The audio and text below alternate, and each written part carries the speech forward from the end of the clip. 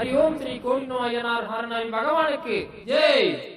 தாய்க்கு தாயான ஐயனாரே, தந்தைக்கு தந்தையான ஐயனாரே,